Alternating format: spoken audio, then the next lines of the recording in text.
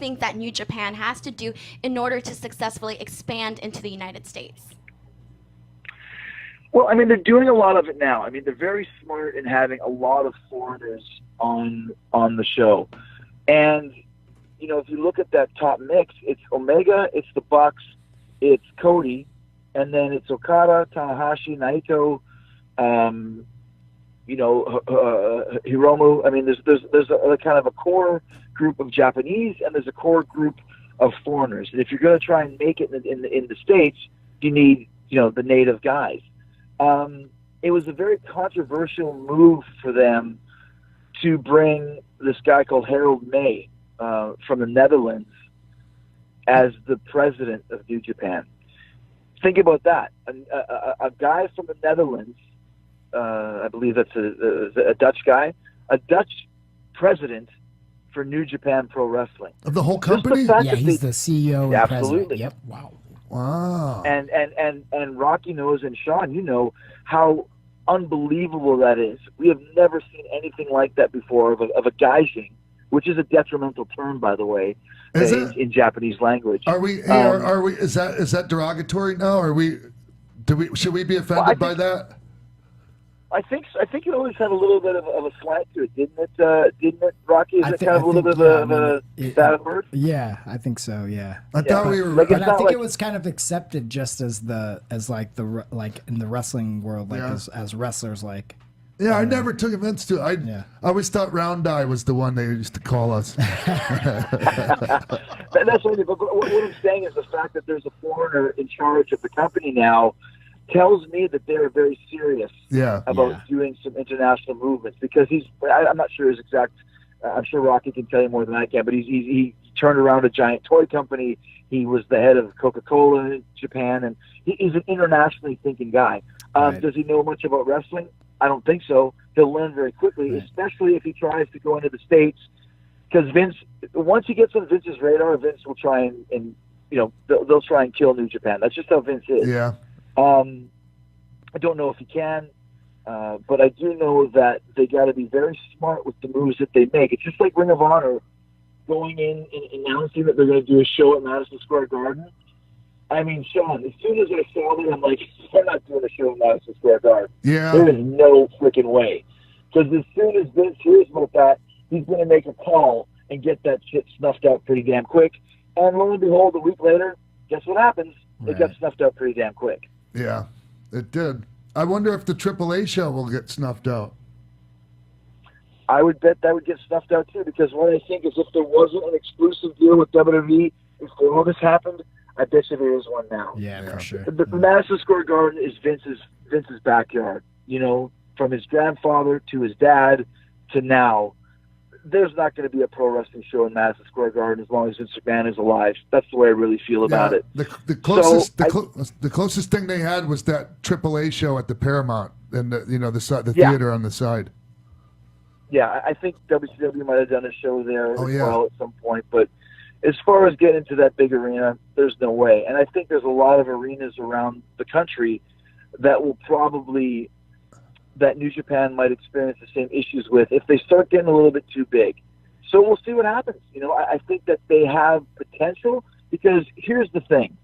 If you want to make a mark in the wrestling business and be another company other than the WWE, you have to do something completely different. Yeah. You can't be WWE light, because WWE does it too damn good. They're too damn big, and it's the brand name. Hey, you cut yourself. Can I have a Band-Aid? It's not called a Band-Aid. That's the brand name. Hey, you want a Coke? That's not the name of a soda. That's the brand name. Because it becomes the name. Yeah. Hey, I'm a wrestler. I like WWE type stuff? Yes. But New Japan is different. They've got a different slant to it. They've got a different style. The Japanese guys that they're pushing are very good. So it could do some good business in the States. It could be a solid number 2 if they play their cards right. Yeah. But once again, as soon as it starts becoming a little bit too big, or it's taking, buys out of Vince's pocket, you might see a little bit more of a backlash towards them from the WWE. But we'll see what happens. And right now, And I don't like to ask people questions when they come on the show that they've already answered a bunch of times. But you've already mentioned, how you're not working the Cow Palace show here in the States or even All In, right? Yeah. So you're not running opposition. You're not doing opposition here in the States to WWE. And that's the thing, man. I mean, I have great respect for Vince. I've never worked anywhere other than for Vince since the 90s until this Tokyo Dome show. So when the deal came about, I called Vince to tell him. I wanted him to know about it. I wanted him to hear it from me first. And he was very cool about it. Then, when the second one happened, I'm not going to say he wasn't cool about it, but I think it started to hit home like, wait a second, what are you doing here? I told him the money that was at stake, and once again, unless you're going to write the checks for that, you can't stop me from doing it. But I still wanted to be on the up and up, and I just really felt that doing All In or the Cow Palace show or the Long Beach show is a little too close for home. And if I'm going to start doing that, I need to sign a long-term deal with New Japan. Yep. Because then you know for sure that I'm not working for WWE anymore. So that to me was kind of the boundaries. As a performer and as a loyal WWE,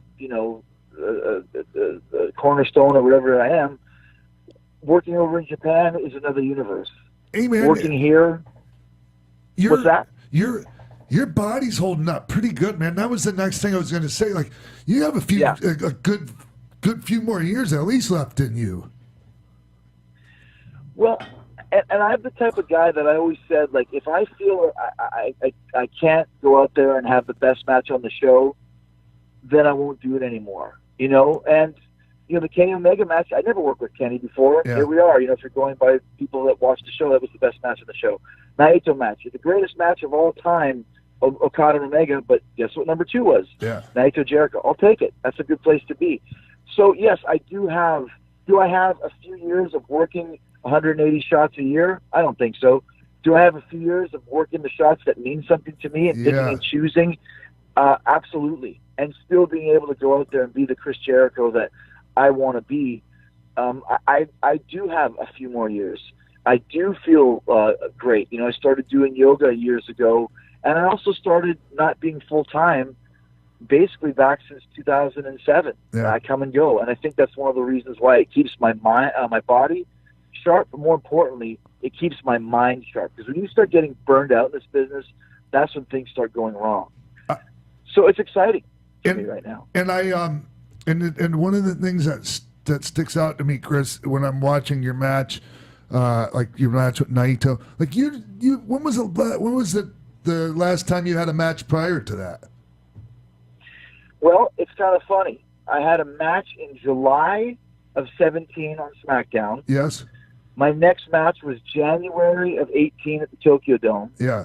And my next match, I did the Greatest Royal Rumble thing, which I was in the match for 3 minutes, so that doesn't count. So it was January 4th at the Tokyo Dome, all the way through to June 9th in Osaka, which is basically 6 months. It was 6 months between matches for the Tokyo Dome and six months between matches in Osaka. So I'm impressed. I'm yeah. majorly impressed that like your timing is always there in spite of having gaps in between your matches that long, and your wind and not blowing up in there. And I know a lot of that's pacing and how you put the match together, but still incredibly impressive, Chris. Thanks, man. And it's funny too, because as you know, when you're in this business, you can train and do all the cardio. And I bike 15 miles a day, on the trail here, and boxing and dieting and all that other stuff. But actually the Naito match, when I attacked him on the floor and just went Russia on about 2 minutes in, I stood there on the floor going, oh my gosh, I'm fucking blown up. And this sucks. The worst. When you get that feeling, and it's at the beginning of the match, able to, I think after that he attacked me or something, I was able to lie on the floor just for 15 seconds and really just breathe slow, and I popped back in. But I was like, man, it's dangerous. You're going out there without a net, and people that haven't been in the business, I mean, Rocky, you'll understand this too. When you blow up, it's the worst feeling in the world. Ever. You can't get back from it. You can't get back from it. Now, after both those matches, I had that feeling, that tasting the blood in the back of my throat. Yeah. You know, where you're breathing heavy for the next 30 minutes, and you can't really take a deep breath, and you kind of want to cough. I did have that both times. But I was also able to go out there and do the match the way I wanted to do it, at the pace that I wanted to do it. But you do remember that, listen, man, you can do all the cardio all you want. It's not the same as being in that match. Has the travel to Japan affected your performance at all? I mean, not to sound like an egotistical, but you tell me, you know, a 5-star match or whatever, a 4.5-star match or whatever the fuck it was. I mean, it didn't affect me that badly. You know? Oh, it used to kill me, Chris. With my first match, when I'd get over there, I'd be dead in the water, man. Like the first 2 matches, I'd be dead. Oh, my God. I remember that one time you came over and we had that little junior tournament. You got a concussion. Do you remember that? I had a concussion before I got there. Vince didn't want me to go to that, but I was like, oh, I was so happy Tenru was bringing me over there and was paying me really good. And yeah, I German suplexed Gato, and already having post-concussion syndrome. And next thing I know, I'm laying on the floor in the sumo hall, like in the hallway, and like you're standing over me and Haku slapping me in the face, trying to keep me awake. Yeah. Yeah. I remember that, dude. And that's like, you know, I remember you kind of had like a little greenish twinge too, you know, and that's a lot of that is from travel. This is something I always say as well. It's like, you know, even doing that Saudi Arabia show, and that's a long fucking way. Everybody gets in the day before, but you're jet lagged, you know. You wake up in the morning, you go hang out at the stadium, you do a match. I mean, most people when they travel, they'll get jet lagged, and they got to take, you know, a week or 2 weeks or a couple days, I should say, to at least get in the groove to where they start feeling like a human being again. We get there and go straight to work, and it's not, you know, crunching numbers on a computer. It's physical, hard work. Yeah. So that's another thing to me that amazes me, that more guys don't get hurt in wrestling just from the proxy of the travel alone, and then going straight to taking bumps.